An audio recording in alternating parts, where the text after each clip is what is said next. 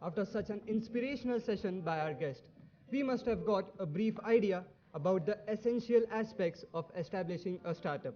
Yes, certainly. I'm sure we all must be having at least one idea brewing up in our minds. But it's not over yet.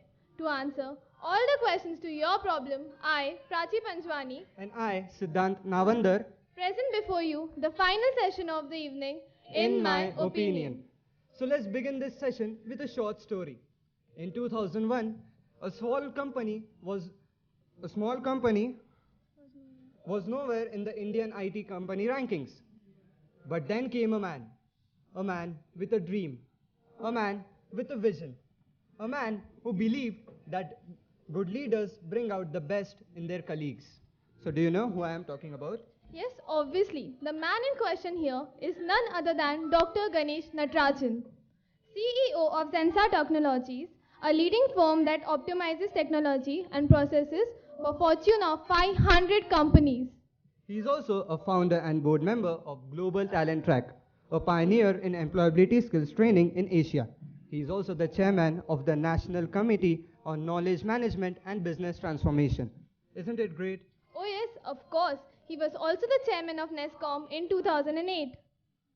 In my opinion, Dr. Ganesh Natarajan is an inspiration to all the budding entrepreneurs present here. And now, I would like to invite him on the stage.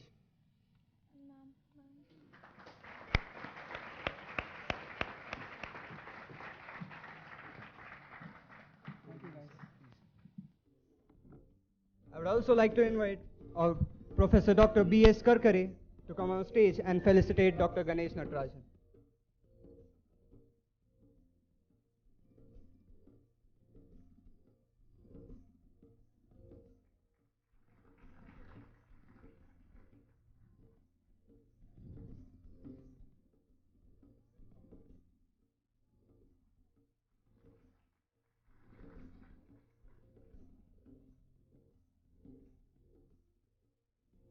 So now, without further ado, I invite Dr. Ganesh Natarajan to take over the podium and begin the session.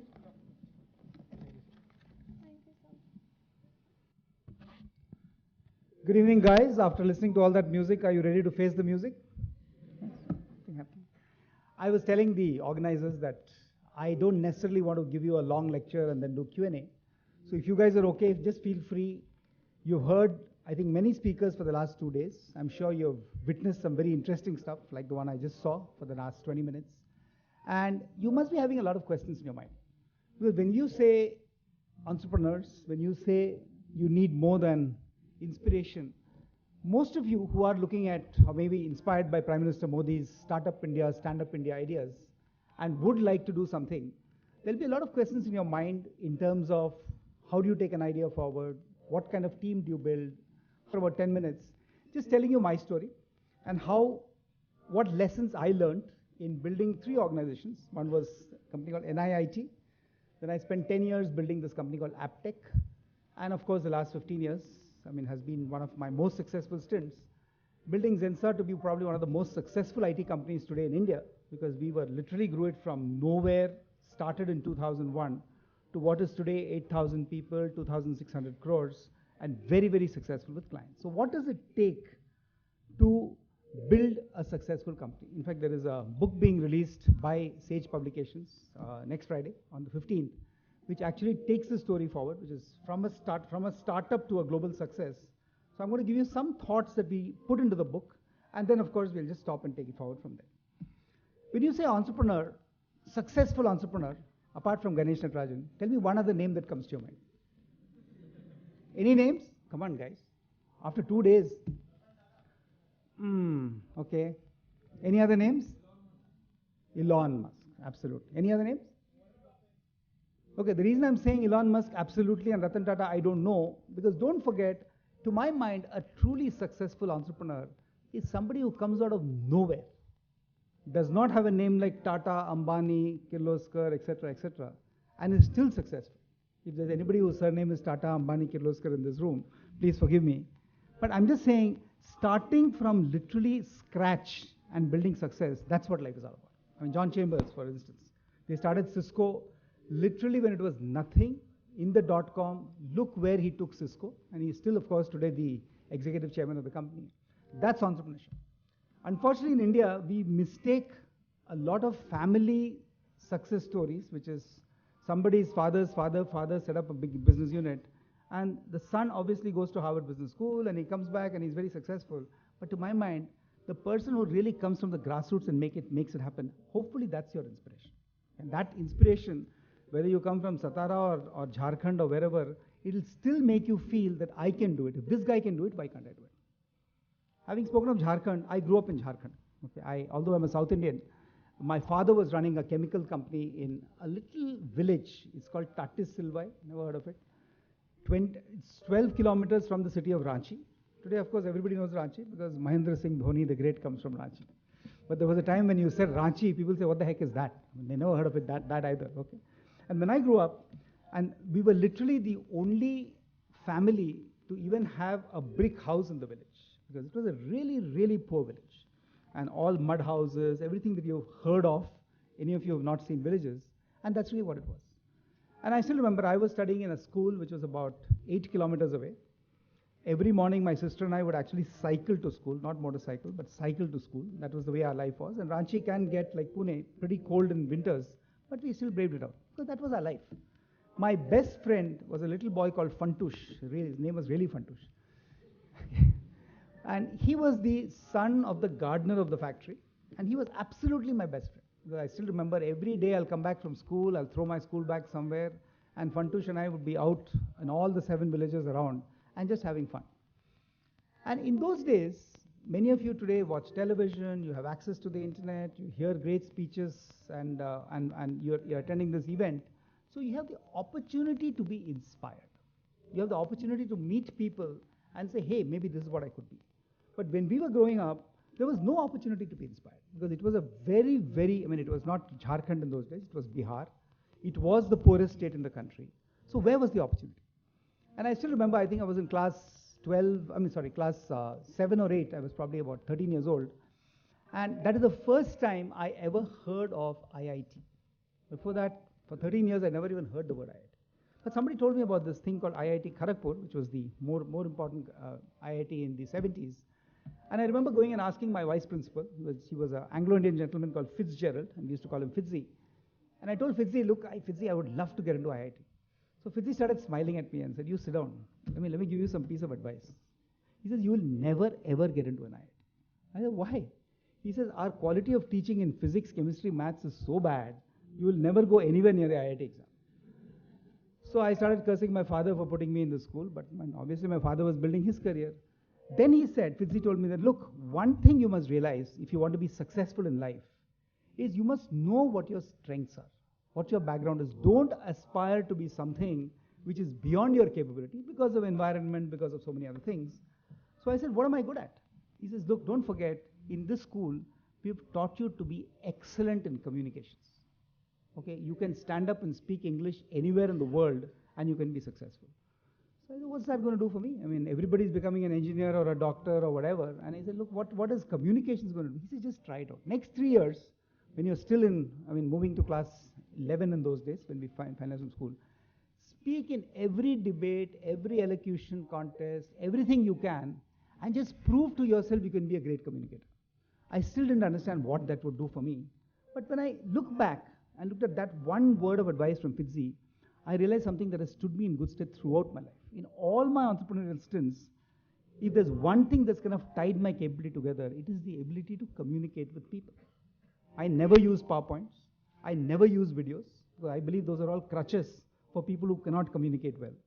But if you can really make a point and get your audience to listen to you, my belief is anything is possible.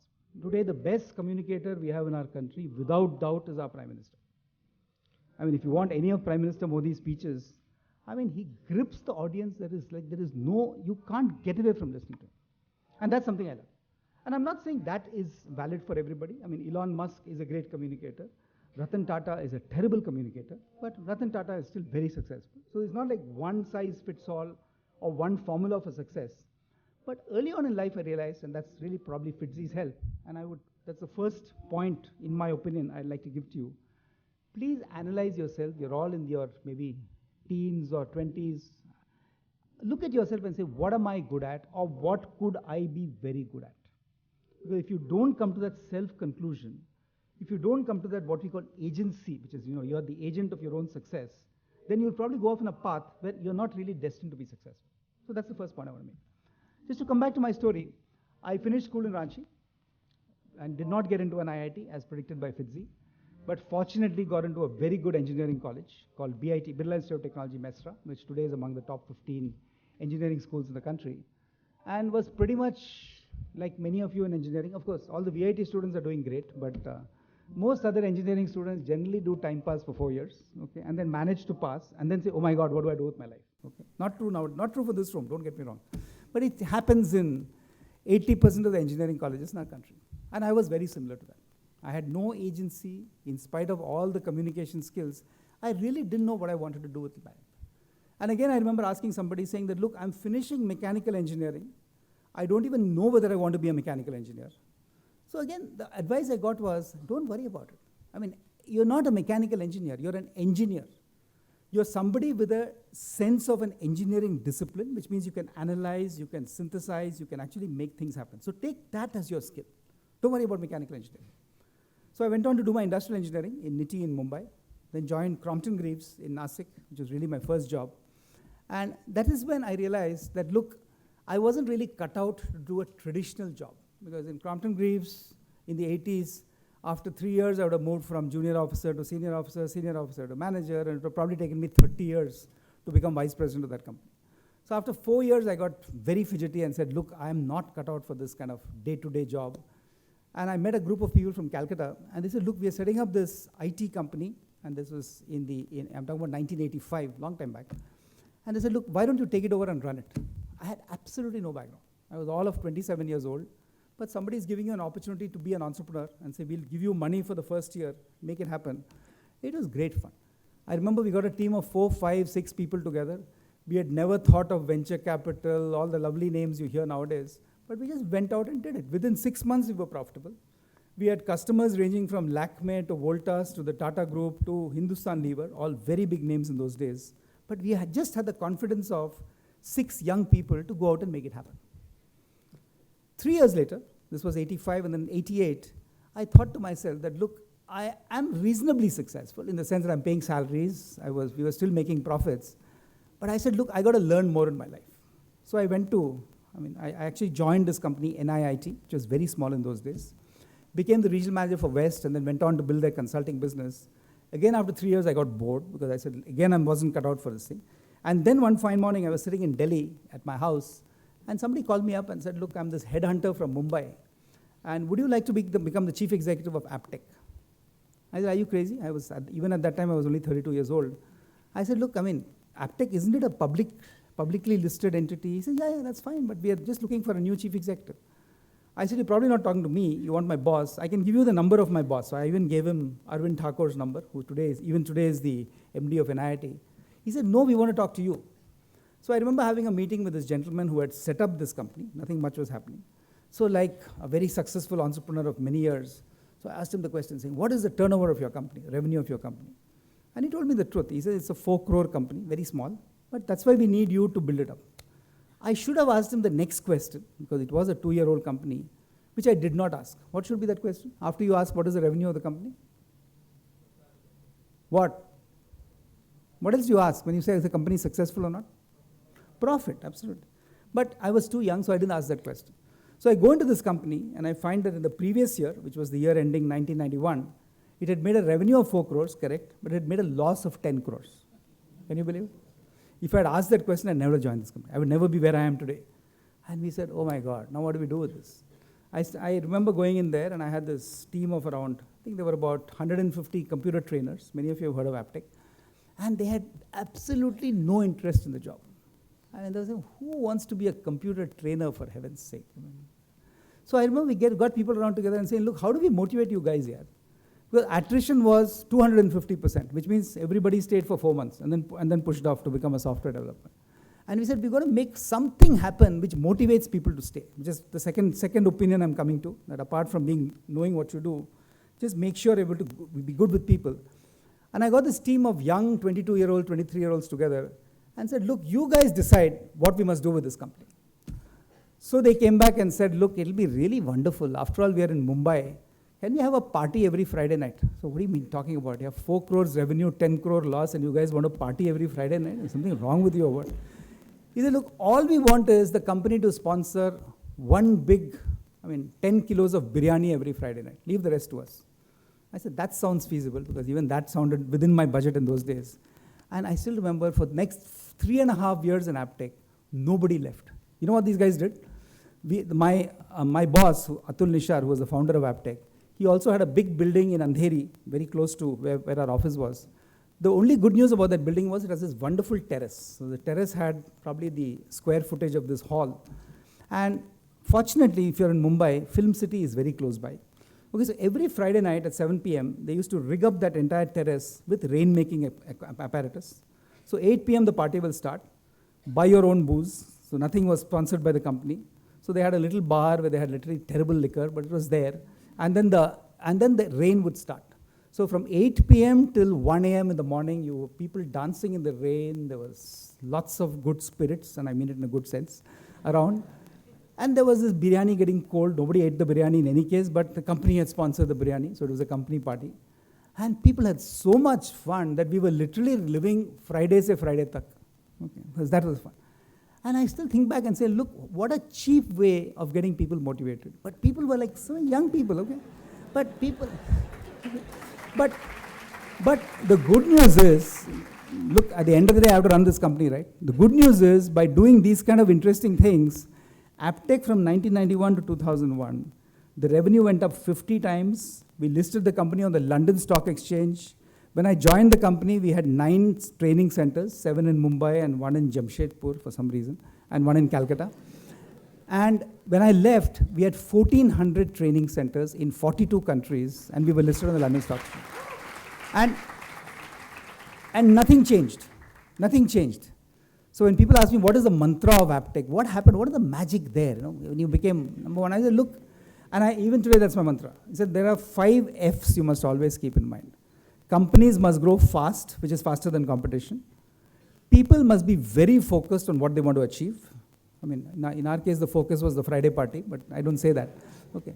The third is people must be very flexible. So we taught young people, it doesn't matter, you're a computer trainer today, you could be in software, you could be doing stuff, and a lot of people just hung on. Even today, I have this big Aptech fan club. Whenever I'm in Bombay, we go out for dinner, we have a great party, because everybody remembers the 90s and how much fun we had. That's the third F. So fast, focused, flexible. And the most important mantras, in my mind, is what I'll tell you at the end of the next story. But keep in mind fast, focused, and flexible. What do you think the other 2 Fs are, by the way, before I move to my next story? Friday. It didn't strike me. What other F can that be? Which will motivate you, which will keep you engaged. Fun. Okay, what else? You really like lousy biryani, my God. Give me one more F, guys. Foresight. It sounds too serious to me. Okay, we'll come back to that. So then one day I said that, look, enough is enough. I've had enough of training. And I was looking for something. I get bored. In the early days, I used to get bored every 3 years. Then I started getting bored every 10 years. Now I'm getting bored after 15 years. So I've just told my guys I'm getting out of Zensar by March. Everybody knows it, so it's not a secret. And I'll tell you a little bit about what I'm planning to do next, just to conclude the story. But in Zensar, the same thing happened. If any of you have been in Pune for a long time, this used to be a company called ICIM, International Computers Indian Manufacturer, for many years. It was a hardware manufacturing company. And why I came in as I wouldn't say entrepreneur, but an intrapreneur. Company they were selling off the entire business and said, look, we have, the only thing Zensar had in 2001 when I joined, they had 300 people who had come from the hardware days. They wanted to recruit, they had just hired about, I think, 10 MBAs from various places. And they had one little building, okay, which by the way today is the Phoenix Mall in Nagar Road, but that was the building of ICIM. So we gave it the name Zensar. We said, let's do something. And again, there was no reason for us to exist. In 2001, if any of you know IT, the whole .com bust had happened. The opportunity that Indian IT had called the Y2K, that was over. There was really no reason for us to start an IT company. Again, we did the same thing. We got guys together and said, look, what do you want to do? And we actually asked some advisors, the consultants, the McKinseys of the world. And they said, look, for such a small company, the only thing you guys should do is work with smaller clients. I mean, leave it to the TCSs and the Infosys and the Wipros to work with large customers. You work with smaller customers. So I went back and asked my gang. I said, guys, what do you want to do? They said, are you crazy? We will work with the best companies in the world and we'll prove that we are better than all these big name companies. So we said, let's give it a shot. So we created some stories, we created some presentations, we created some ideas.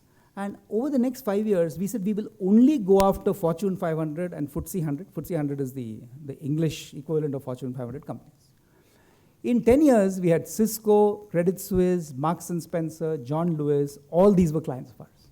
By sheer confidence, by sheer going in and telling people, like this guy was saying when he was playing music, that look, we'll do something hatke, okay? And we kept saying that, look, Zensar's differentiation is, we'll come to you with a different point of view. If you need more information, read the book, because I won't give you free advice. But to give you just one example of different point of view, we used to go to customers, and customers say, oh, you're another programming company from India. We say, no, that's not us. We are a magic company. What does that mean? He says, look, we have tools which automates the entire programming process. So we never use programmers. We just have analysts who will come and understand your business, and then we put it through this magic box, and the programs come out, and your system is ready on day one. So I remember speaking to the head of IT for Marks & Spencer, a guy called Stuart Senior, and Stuart told me, look, young man, don't give me this. It's not going to happen. I said, you give me a chance. So then he actually gave us a chance. He said, look, I'll give you one application they wanted developed. You guys do it with your magic box. And we used to call it Solution Blueprint. That was the name we gave to the magic box. And there's a Harvard Business School case study now about how SBP changed Zensar's futures. And then he gave us he said, I'll give it to you and I'll give it to my favorite English company. You guys come back and I'll demonstrate to me you're better. So we took 3 months. We didn't use any magic box. Okay, we got 10 Pune programmers to just grunt it out. Okay, but we didn't tell the client that. Okay? Because we didn't have the magic box. It only had a concept. Okay? So then we went back and we gave it to him and he said, and then we waited. Because I went back to London, stood in front of Stuart Senior. Tell us, sir. He says, I have good news and bad news. He says, on 7 out of 8 parameters, you guys have done better work than my big English supplier. So very happy. So like all Indians, we always worry about the bad news. Okay, so I asked him, so what is the 8th? He says, you guys don't understand English football as well as these guys do. So you don't talk as well about Manchester United and Chelsea as everybody else does. So we said, that's okay, sir, we'll learn that. And we got all this business. By sheer, I hesitate to use the word bullshit, but by sheer designer bullshit, we got clients. Okay? Today, if you look at Zensar, total shareholder returns, if you look at all IT companies in India, we are the best for the last 5 years. And we have a 44% shareholder return as against the average is 22%. We have grown 21% per year for the last 5 years. We are in multiple markets, 8,000 people, and people are proud to be Zensarians. Which is when, unfortunately, we don't have Film City next to Zensar, we don't have a nice terrace where people can party, but we still have tremendous fun, believe me. And the last F, I mean, we still use fast, focused, flexible. We have tremendous fun. The last step, which I believe is extremely important, irrespective of whether you join a company, work for a company, build a company, whatever you do in your life, is friendly. Nobody today has time for senior people who say, look at my age, look at my seniority, look at my designation, and you bloody well respect me. It doesn't work that way. You have to be friendly. People have to feel that you can approach the person and look, you can actually get a warm reception. I literally have an open door in my office in Kharadi, where our campus is. Out of the 400 emails I get a day, at least 250 are from young people in Zensar and from people like you whom I meet outside in various sessions I do. And my guarantee, like even this guy said, is to reply to everything. If you send me a mail, you've spent your time, I owe you a reply. But if I don't do that, I'm not being friendly. So just to conclude, my belief is, and that's why I'll stop here and take any questions you have for whatever period of time. But in my opinion, success is knowing what you're good at and being able to somebody once told me that if you get a job or you start a company doing something you really love, you'll never work another day of your life. Then what's the work? What's work-life balance? Because you're really so enjoying. I've enjoyed every minute of the work I've done for the last 34 years since I started working in 1981. And that's great fun. So that's one thing. So be clear what you want to do in your life, what makes it happen for you, and then take it forward. That's one. The second, as I said, is make sure that whatever you do, you give it that full commitment that you will grow faster than anybody else, be flexible, etc., etc. That will happen. And the third, of course, is be a nice person. The world is too small, life is too short to terrorize people into listening to you. Okay, so just make sure that most people like you. Of course, not everybody will like you. There's no such thing as everybody likes you. But if a few people love you and a lot of people like you, believe me, the world is a better place. So what we're now doing, and just to conclude, what I'm now doing in the city of Pune is we've just set up a company called Pune City Connect. I'm the chairman of the company, and we work as a partner with the Pune Municipal Corporation. And our basic deal is what I keep telling my friend Kunal Kumar, who's the commissioner of Pune, that we're going to build lighthouses around the city. It's a lighthouse. A lighthouse is where anybody, whether a student of this room or even a senior person, an unemployed person, somebody from the 65% slums that we have all around Pune, can actually walk into the lighthouse and discover his or her agency. Exactly what I just told you. I mean, have enough opportunities to figure out, oh, these are the possibilities. I mean, the guy might want to become a great music player like this guy.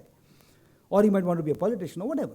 But discover what you're good at. Then we call it a 4-part model. Agency building, counseling, in terms of really getting experts to talk to the person. Then skill building, because skill building by itself has no value. And finally, getting the person to discover what he or she wants. Because some people may want to be entrepreneurs. Some people may want to be social entrepreneurs, do good in the social space. And some people, of course, may want to be corporate CEOs, etc., etc. So whatever you want to do, discover it over that discovery process and take it forward. So my goal is that in the remaining part of whatever I want to do in the next 5 to 10 years, really take whatever we've learned as successful entrepreneurs and take it into society, use a hyper-local community like the city of Pune with its 40 lakh population, and then see how we can scale it, not only nationally, but globally. So this is my story. This is my opinion. Please feel free to share your opinion with me. Before that, you can clap for me. Thank you. Any questions at all, anything at all? Okay, don't worry, I'll get away as soon as you stop. And the organizers have promised me they'll prod me to get out. But please, do me a favor and ask me some questions. The most difficult part with any Indian audience is to get the first guy to open his mouth. And normally it's a girl. I'm giving you hints. Come on, guys. Make my day. Ask me a question. There's one guy there. Go ahead. Just use your voice. Hello, sir. I'm Shashank, and I would like to ask you a question that if I am Ganesh Natarajan and you are Stuart Senior, okay? And if you have a project, will you give it to me if I say I have a magic box to do that?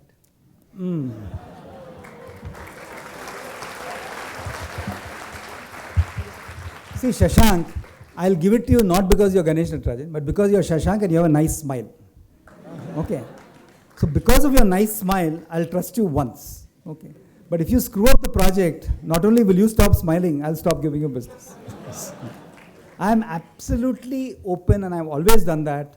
I mean, my team always worries when I do sessions like this. But my HR says, you'll just come back and say that, look, I found this guy with a nice smile, and he's, by the way, Shashank, if you want to join Zensar, just take my card at the end of it, just to prove my point. So my HR always says, my God, you'll meet somebody who'll ask you a great question, and suddenly we'll have one more employee for Zensar. I said, so what, yeah? That's what life is all about, no? So definitely to answer your question, yes, I believe in everybody deserves a chance, but nobody deserves a chance to ask a second question, so don't take the mic back. Okay, take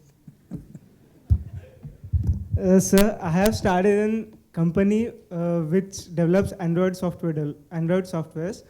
So I have to start it. So if you still give me the chance, I will reject it. Okay, done. You take my card at the end of the session. Okay, you send me a mail. You come and meet my team for my new company. We are looking at Android software development work. Okay. So I promise you we'll give you a chance. Done? Thank you so much, sir. Good evening, sir. My name is Aishwarya. So what is the reason for you to leave Zensar and open the new company that you're talking about? My belief is that people should stay on in a company so long as they can add value. But there are 8,000 people in my company. Okay, there are enough outstanding people who can run it. I've been running this company for 15 years. Okay, and there's a stage when you have to give a chance to the next generation, A. B, my belief is, okay, it may sound a bit arrogant, that my future canvas has to be much larger than Zensar. Okay, that's why I talked about the city of Pune, but I believe there's so much to be done. Yeah, I was talking 3 days back in Symbiosis on what is wrong with the skills movement in this country and why every skilling effort has failed. I mean, as all of you probably know, India needs to skill 1 million people every week and get them employed or become entrepreneurs for the next 5 years. That's the size of our country. I talked to you about my friend Fantush. I mean, I went back to look for Fantush 2 years back when I went to Ranchi. I couldn't find the guy. Nobody had heard of him. God knows what happened to Fantush. Can we afford to have 400 million Indians who are all our countrymen not having a hope in life? So one of my goals, very clearly, is to make that difference happen. I mean, I'm not going to impact 400 million people, but if I can impact 1 million people in the next maybe 5 years, that's my goal. So I mean, it's nice to have 8,000 people in Zensar very happy, but if we can make it happen for 800,000 people, life would be much better. So that's the reason. Thank you, sir. Thank you. I'm sorry, I'm getting back to business. My name is Abdul Khan, and my question is concerning one particular area, e-commerce. That is the area I am in. So my question exactly is, how do you think today's different e-commerce companies should deal with the big players that can eat them up at any time, like Flipkart and Amazon? And how exactly do we differentiate ourselves? Because we have our ideas, but they can just eat us up anytime they want. No, you have to be a little careful, and I'm glad you asked this question, because if you really look at the private equity players, who are the serious investors in long-term businesses, they are not touching e-commerce. I'm sorry to say that, but none of my private equity friends really want to do this, because they believe that currently there's a lot of fraud. I mean, everybody, I have 2 neighbors, both of them are setting up e-commerce companies. Yesterday I was talking to 2 Bangalore guys. I mean, one has just set up a brand new company, leaving his job in Morgan Stanley, which is, what did it say? I think the company is called won'tbuy.com. So what do you mean won't buy? He says, look, when people, they're going off suddenly to South Africa, to the lion safari, they go and buy themselves the most expensive camera in the world because they really want the best pictures to show off on Facebook. But then they come back and the camera lies in one corner and nothing happens. So the won'tbuy.com, for instance, is a great idea, saying don't buy anything, just rent. So they'll set up this marketplace for fancy equipment you can use for travel, tourism, etc. But I ask myself the question, like this, there are, I mean, I'm part of the NASSCOM 10K startup program, which is 10,000 startups which we want to help. Believe me, there are close to now 2 lakh, 3 lakh people who are all setting up e-commerce startups. So my only suggestion to you is, I mean, if you want to compete not only with the Amazons and of the world, but also the Flipkarts and the Snapdeals, just make sure you have something which has a sustainable likelihood of success. Because it sounds like a great idea. There'll be 1,500 competitors doing the same thing. Do you have, and in fact that's one advice I always have for entrepreneurs, do you have the runway of how much money you will need to make this successful? And if you don't have the runway, it'll be tragic if you have a good idea, 6 months later, 1 year later, it runs out of money and you're not getting enough funding. So I think that's something you need to think about. There are no answers. I mean, if you have a specific idea in e-commerce and you want to talk to me, by all means, as I told your friend, take my card, write to me. I have a team which is evaluating ideas. So they can certainly give you ideas. But I'm just saying that not every idea will succeed. Like in the venture capital world, people say that out of every 20 ideas, maybe 2 will succeed. The venture capitalists will make enough money, but the 18 guys are dead. Okay. Similarly, in e-commerce, maybe 1 out of 150 ideas will succeed. So remember, there are going to be 149 failed entrepreneurs for every successful entrepreneur. Doesn't matter. I mean, I'm not saying it's negative to fail, but give yourself a chance of success. I mean, if you're one of the 149, maybe you can set up another company, hopefully you'll be successful. But entrepreneurship sounds very sexy and very nice, but it's a tough game, and you've got to be prepared to differentiate, make yourself successful. Only then you should really plunge into it. So that's my advice. Just one more question, sir. Sure. Just a piece of advice as to what we are currently doing. What we are doing is we are launching on our own. We're currently absolutely bootstrapped, and we're launching on our own. And what the investors have told us is, we will invest only if you can generate revenue, right? They don't invest in, they haven't helped us create the website. So what we're doing is we are putting in a bit of our own money and creating a sort of beta site, and we're seeing how it goes and then pitching again. So do you think that is a good idea, or No, that's absolutely the good idea. Don't get me wrong. You're absolutely on the right track.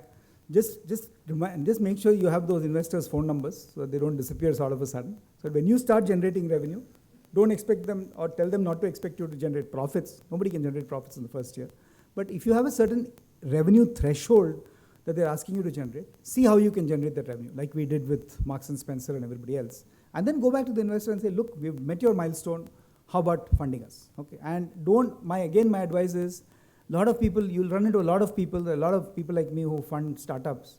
And if you come to me too early to fund your startup, I'll tell you, sure, I'll give you 20 lakhs, but I want 80% of your company. Don't do that, okay? You wait till you can build a certain traction, when your company can be valued at a certain level. Maybe, I mean, that's up to you entirely. Maybe I have a friend who wants to wait till his company is valued at 20 crores. Some people say, look, if I can get a 2 crore valuation and I can get 40 lakhs capital for maybe 20%, why not? Okay, that's up to you entirely. But I'm saying, make sure that you ask for money as late as possible in the cycle and not as early as possible. So that always gives you more to play around with. All right, thanks a lot, sir. Sure, anytime. Any other questions?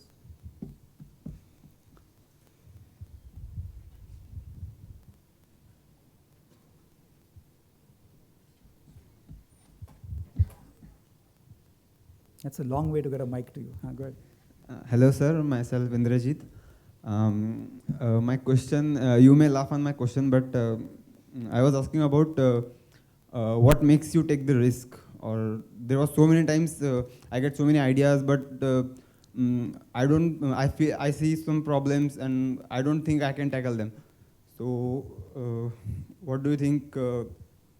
See, it's a good question, and let me try and answer it a bit philosophically. See, you have to first get rid of the fear of failure, okay? Because a lot of people are worried about failure. In the good old days, startups were very bad in India, because if you set up a startup and it failed, then you would be seen as a failure and no girl would marry you if you were a guy, okay? So people used to worry about things like that.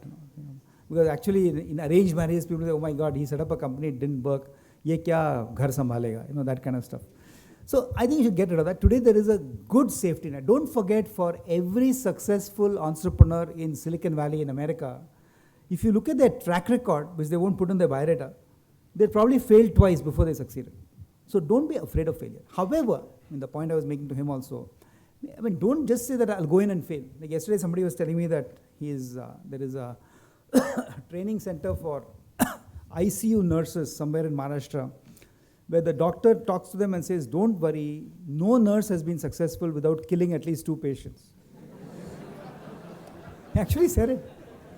I'm saying, so I asked him, which is this hospital, guys? So don't think like that. Don't think that, look, okay, anyway, I'll kill this first company, because you might have investors. So first of all, be convinced that there is a chance of success. If you're convinced there's a chance of success, don't be afraid of failure, because you've given it your best shot. Like even when we got into Zensar, we knew we were playing a high-risk game, because it was very easy to go out and get maybe a 50 lakh, 70 lakh opportunity in India. But we said, no, we want business in Western Europe and America, and whatever it takes, we'll make it happen. If 2 years we had not been successful, we'd have shut down the company, because we had very little cash in those days. But we were successful. So it's good that we were successful, but we could have failed. But I didn't have the fear of failure. I fortunately had a team which was also very competent, and they said, okay, if we fail, too bad, yeah, we'll go and do something else. So if you can get that attitude in your head, but still plan for success, I think that's what makes a good entrepreneurial startup happen. Thank you. Good. Any other questions before I get off? Still a quiet audience. Yeah. What's your name? Good afternoon, sir. I'm Nisha Advani. I'm working with Sybage, and I'm an alumnus of ADC. So my question is related to talent management in the software industry, with technologies evolving so rapidly, and I'm working in e-commerce on a platform called Hybris.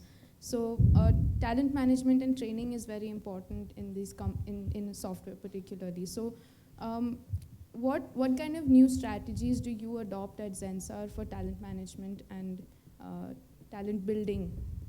Okay, I mean, you please feel free to come and meet me sometime. We can get into much more detail. See, my view of talent management in most IT companies is, I mean, I still remember even 3 years back in Zensar, we had signed up for these 20,000 Skillsoft e-learning courses. And then we used to really worry, saying that out of the 20,000 courses we signed up for, hardly 1,000 were being used. Why? Because even the brightest software engineers had no agency, to use the word I was using earlier. They didn't really want to learn. There's a sense of entitlement. Oh, I've joined Zensar, now it's the company's responsibility to trousseau knowledge into my head. It's not my responsibility to learn. A lot of people have this worry. So I think what we're trying to do in Zensar is the same model I told you we are implementing in the lighthouses in Pune, is to say that, look, let's get people wanting to learn. That's the first point. I mean, even if it takes 6 months, So again, what we're trying to do is, to give you an example, for CSR, corporate social responsibility, we are probably one of the few companies where 22% of Zensar employees actually voluntarily work in society, which is very unusual. Normally it's like 3-4%. And if any of you come to our campus, very happy to ask you to come. We have a lighthouse inside our campus. If you go to the lighthouse, which is in our campus in Kharadi, you will actually be really blown over by videos, by people talking about social, etc., etc. And ultimately, after you finish the journey, you'll see a big touch screen, which will then, while you're still wanting to do something, it will show you 17 options of how you can contribute to society while being an employee of Zensar. It's all touch screen. So you go touch, touch, touch, touch, and it'll give you the card. End of it, it'll say that, look, if you do all this, it'll take you 70 hours per month. Zensar won't let you work 70 hours per month for society. Cut it down to 30 hours. So it's an interactive process. End of it, it'll actually give you your menu for the year, saying how you can contribute to community. And then it'll tell you on the screen, saying turn around and take a selfie. Okay, so you turn around, take a selfie, your plan is behind you, you're committed. Okay, and so I'm saying, same thing with talent management. People need to say that, look, this is what I want to be. I want to improve myself and become a digital evangelist in the next 3 years. We'll tell you, now that you have decided you want to be that, what should you learn?